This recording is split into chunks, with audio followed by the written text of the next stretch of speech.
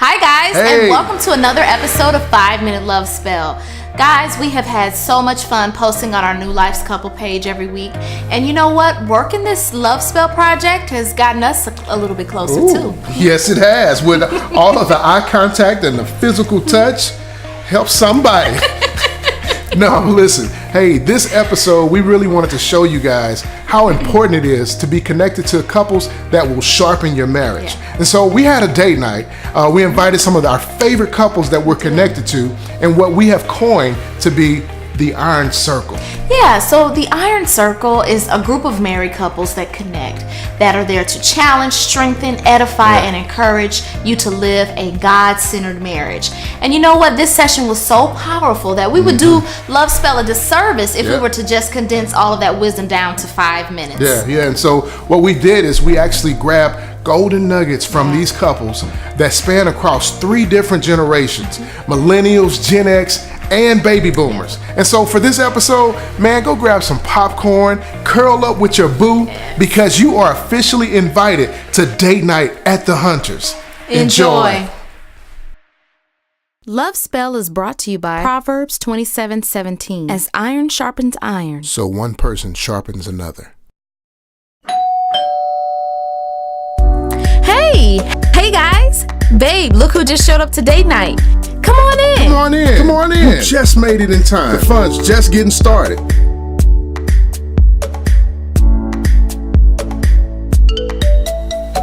You know, when you get married, it is so important to build your iron circle. That means connecting to other like-minded couples that mirror where you currently are in life and where you're heading. Date night amongst other married friends bring about a much-needed bonding experience for you and your spouse. It also reminds you that you're not alone when it comes to the successes and challenges of a winning marriage. Let us introduce you to some of the couples in our Iron Circle. Meet Jermaine and Sharice. They've been married for 4.5 years and just 8 months ago had their firstborn son, Grayson. Sharice says God gave her a for sure word that Jermaine was the one. And only 3 months after dating, when they went to the jewelry store looking for the wedding ring, he proposed right there in the middle of the store. Here's Ken and Tia. They are over the couple leads at New Life in Christ Church and have been married for 13.5 years with 4 children. These two love to act out scenes or lines from their favorite TV show, especially when they're amongst people who are unwise to their shenanigans. It's their little inside secret. Meet Ryan and Dana. This dynamic duo has been married for 3.5 years now, and last year gave birth to their firstborn son, Judah. Ryan says he knew on their first date that Dana was the one, but Dana says not so fast. After 2 years of dating, she was finally sure. Dana desires to make Ryan smile every day and become his safe place, while Ryan aspires for their marriage to always be on one accord, spiritually, mentally, and physically. Last but certainly not least, James and Anita, married for 34 years with 2 adult daughters. In all those years, James and Anita just had their first wedding ceremony during their vow renewal on their 30th anniversary. Their self-created motto, which they live by, JAST for Life, which is an acronym that means James, Anita, stay together for life. I mean, I think when we got married, I definitely expected to be better at being a wife, and I expected that when Ryan proposed that he was ready to be a good husband. But we realized that being ready to be married isn't the same as being ready to be a good spouse. So for me, my expectations were just to be happy right away, have a great husband, without realizing that, I was marrying someone who wasn't prepared to be a husband, at the time that we got married. And then for myself, I really realized that here I was thinking, because I was a good girlfriend, I was going to be a good wife, and just realizing how much we had to learn. We just moving in, we just doing all these things for the first time, and I really expected her to really hold the fort down for real, because I knew I wasn't ready to be a good husband, but I knew I wanted to be married, so I wouldn't lose her. You know what I mean? I knew whatever the future was, I wanted her in it, so let me lock this down real quick. I'll get there gradually, but I need her for the rest of my life now. And now I think we can say where we are now that my expectations are being fulfilled, but definitely year 1.5, 1.5, they definitely weren't being met, because we just weren't in a place to where we knew how to be husband and wife. You know, I didn't know how to give him what he needed, and then he just was really immature, you know, and so I was crazy. I was in a different place. I was off the chain, and because I was transitioning from living with my brother, party lifestyle. We were out gambling and partying, drinking, and whatever else. You know what I mean? Like I was going from that to living with my wife, just like that. We went on a vacation in Jamaica, came back, and we lived together, and this is it. You know what I mean? So I had to do a whole lot of transitioning. But I mean, and I didn't have God in my life. Not the way I should have. And so she stopped nagging me and prayed me through it. She stopped nagging me about it and prayed me through it. She gave it up, you know what I mean, and said, I'm not dealing with it anymore, but she didn't leave. She gave me over to God. And when he came in and I started living for him, everything was a wrap. That's the reason why I don't know exactly what I thought marriage would be at first, because I wasn't even this human being at first. I wasn't this man then. That's why for where I was, it's like I don't see how you can do it without God. I'm not the same person. You know, but I wouldn't advise people to do what she did. She made a bet and it paid off. You know what I'm saying? Heavy, because God came in my life in a tremendous man. And that's the thing with, you know, expectations versus reality. I think that, you know, even for myself, and then I was thinking that I was here and he was there, and I need to drag him up. You know, but at the same time, I didn't know how to be a wife, and I didn't even think I needed to change. I was waiting on God to change him and for him to grow, and I was sitting there like, I'm good. And, you know, I wasn't good either, and so I had to do a lot of learning too, just about being a wife. So expectations can definitely set you up for failure, but it's so hard not to have them. I tell you, the first couple of years, I agree with y'all. The first couple of years was not the easiest. Probably the first 5 years wasn't the easiest. Very hard. Because we didn't know exactly, you know, what the expectations were. We didn't know, you know, exactly what I didn't know exactly what I wanted and how I was supposed to be as a wife. What do I want? What are her needs? How do we go about managing those for each other? So, yes, it was very rocky. It was definitely a learning process, definitely a journey, going from where we were to where we are right now. And grace, oh my gosh. Unmerited grace, because I was something else. I mean, it was just like it was going to be my way or the highway, and that was it. But then God convicted me that, who do you think you are? You know, I can't be this way and expect for Ken to just love me unconditionally. And and like you, I had to renew my relationship with God, and he showed me that I love you unconditionally. And if I'm loving you unconditionally, you need to love him unconditionally and give him grace. You can't expect for him to be this way, and he couldn't expect for me to be a certain way either, that we had to work together. We're coming up on 5 years, and we are really just getting our bearings. And I think because we both came in with our own rule book, I think the Lord is helping us write our own rules together. Because she's the oldest of her family, I'm the youngest.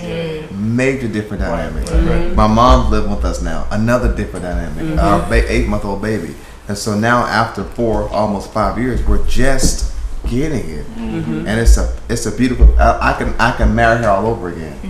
It's like that second win. It's a beautiful feeling, because now instead of us bringing, these are my rules, we're writing our own story. We're writing our own rules. And so it's just great. I hate it took so long, but it's been worth it. But with Ken and I, the first 5 years, it was hard. But then once we got out of that and really started understanding what it was that we wanted from each other, I mean, this is my tall glass of caramel. You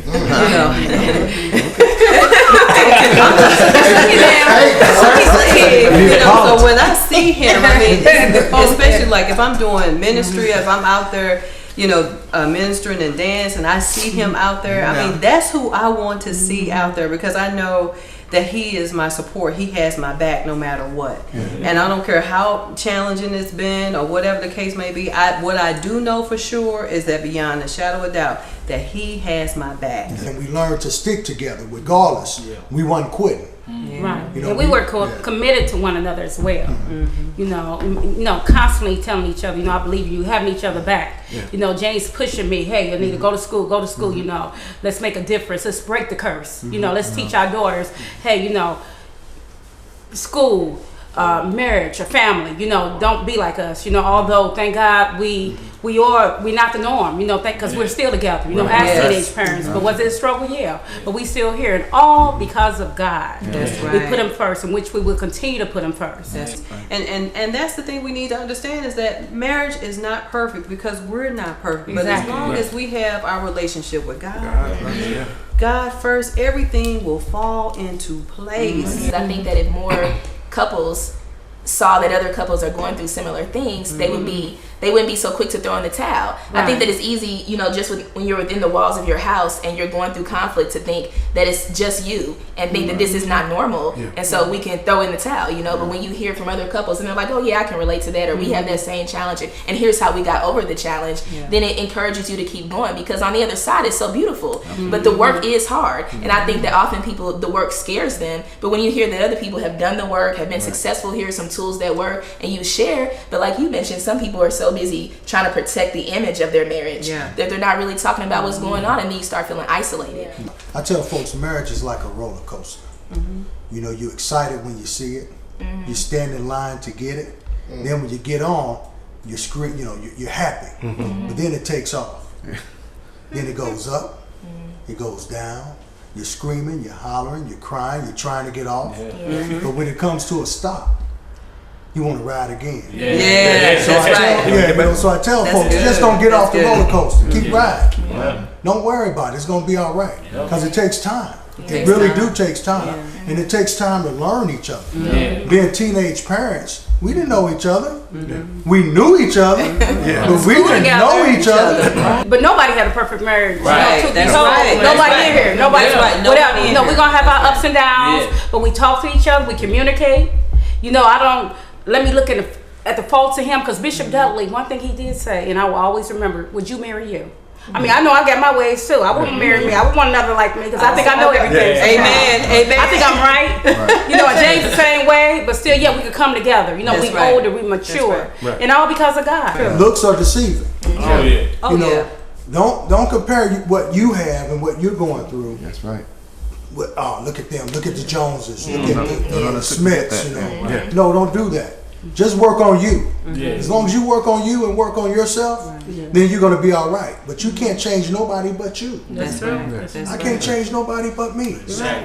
Always get it together. I mean, have it together. We may miss the mark, but for the most part, you know, working together is what we want. You know. And then at the same time, knowing if I do some cleaning or something like that, Tia comes home, she has a smile. I'm like, oh wow.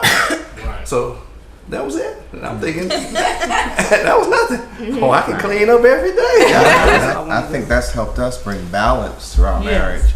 That I heard two things when you said you have to want it, and also that you have to you're laying down yourself for your spouse. And so we operate in two different worlds. I'm in the creative world, she's in the business world. So I don't want to get in her world. I know she doesn't want to get in my world, but when I come to the point of whatever I can do to get in her world as much as I can to understand her world, it helps her understand I'm concerned about her world. And so she gets in my world, whether it's music or drama or acting, it helps her ultimately me, because that's what we're passionate about. And so therefore we brought balance to each other by me calling her, going to her job, and well, babe, what's a technical, when she's crunching numbers, I want to know about, instead of if it ain't music, I don't want to know it. So that's how us bring balance. I want to know, all that may be boring to me. I'm like, oh my God, you say, well, you got to crunch this number, and then a decimal this. I'm just like, oh my God. But it's I know it puts love in her bucket to know that I'm interested in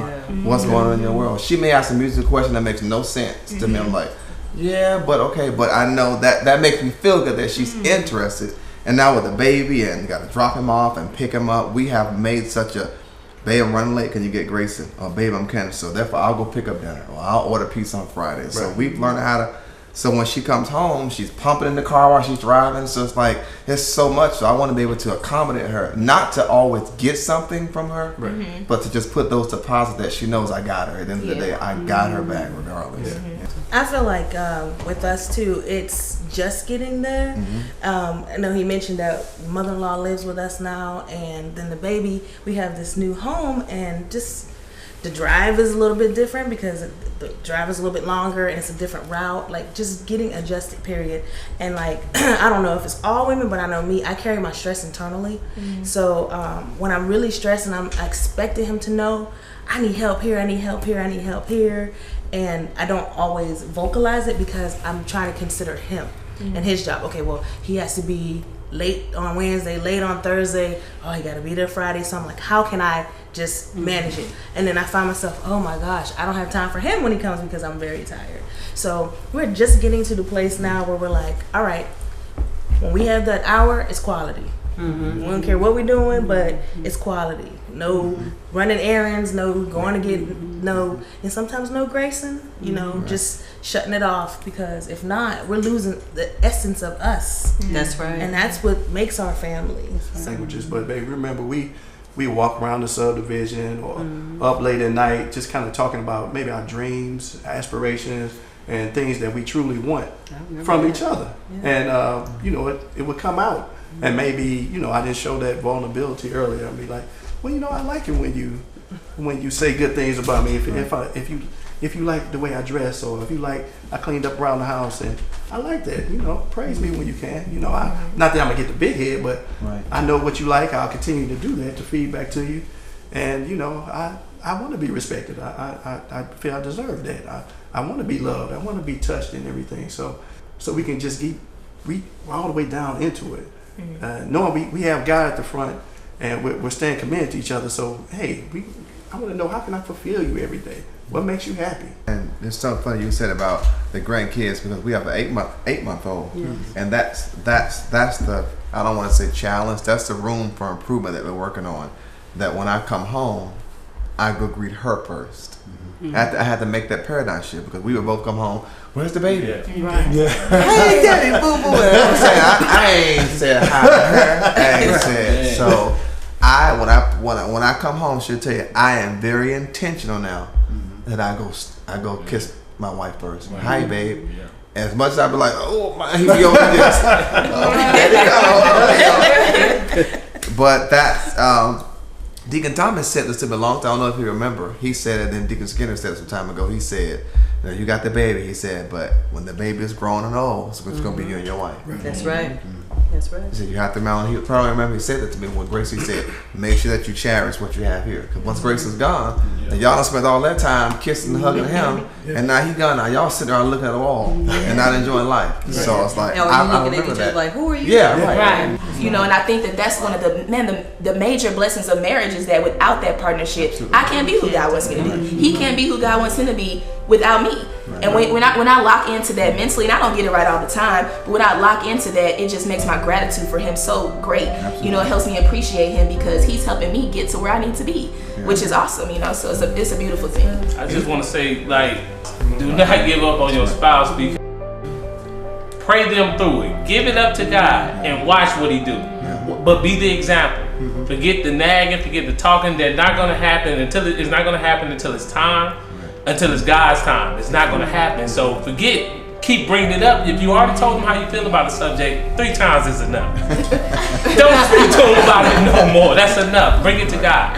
Every time you want them to do something, go tell your father on it. He get them right. And when he do it, it's done. And I've noticed the change in my wife when she knows I make her a priority.